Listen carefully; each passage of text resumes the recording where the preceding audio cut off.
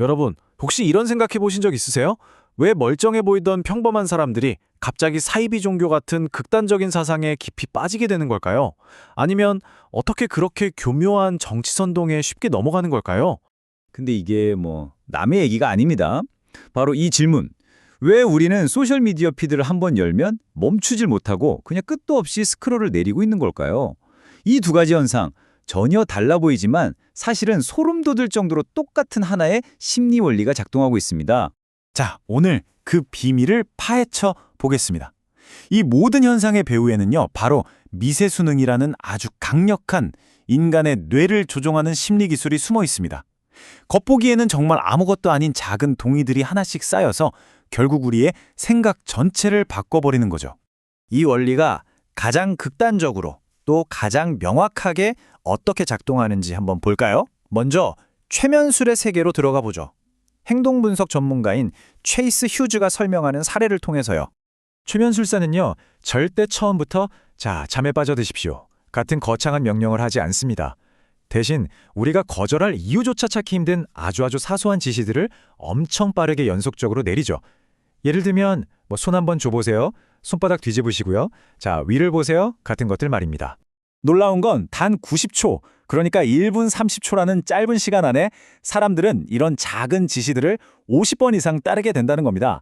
각각의 지시가 너무나도 사소해서 싫다고 말할 명분조차 없는 거죠. 바로 이게 핵심입니다.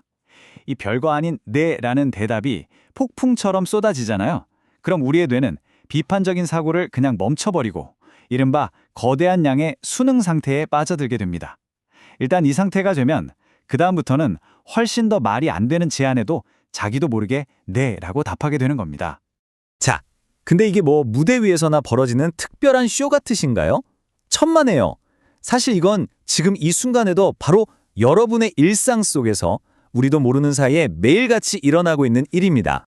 우리 뇌는요, 지난 20만 년 동안 거의 진화하지 않았거든요. 그래서 소셜미디어 알고리즘이나 정치 집회의 선동처럼 복잡한 현대사회의 수많은 자극들 앞에서 이 미세수능이라는 기술에 거의 무방비로 노출되어 있는 셈이죠. 가장 와닿는 예시를 하나 들어볼게요. 우리가 병원에 가서 건강검진 받을 때를 한번 떠올려 보세요. 숨 깊게 쉬어보세요. 입 한번 크게 벌려보시고요. 팔 좀 걷어주세요.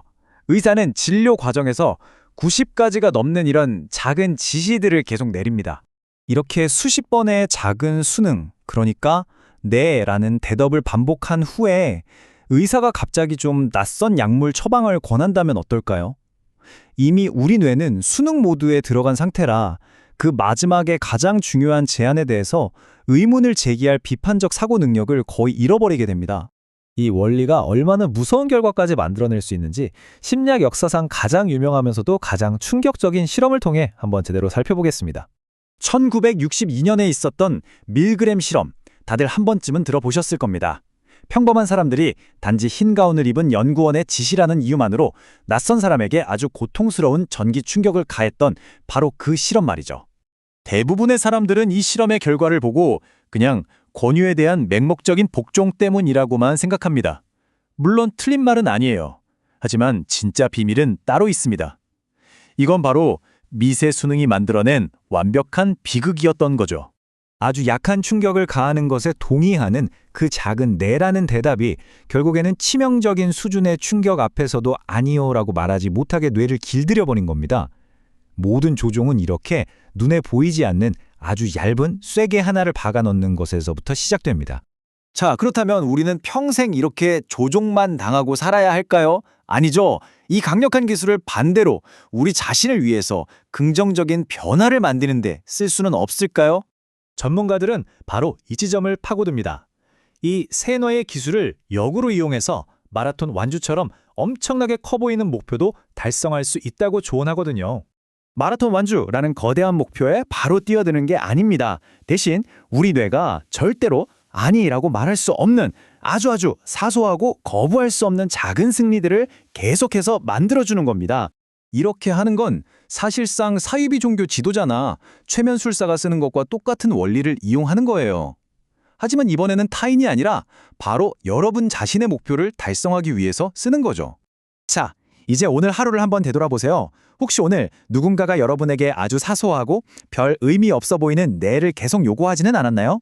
그게 끝없이 클릭을 유도한 알고리즘이었을 수도 있고 거절하기 좀 미안했던 동료의 작은 부탁이었을 수도 있습니다. 이것 하나만은 꼭 기억하십시오. 가장 효과적이고 치명적인 통제는 우리가 통제당하고 있다는 사실조차 전혀 눈치채지 못하게 만듭니다. 그리고 그 모든 것은 우리가 알아채지도 못한 아주 간단하고 작은 동의에서부터 시작됩니다.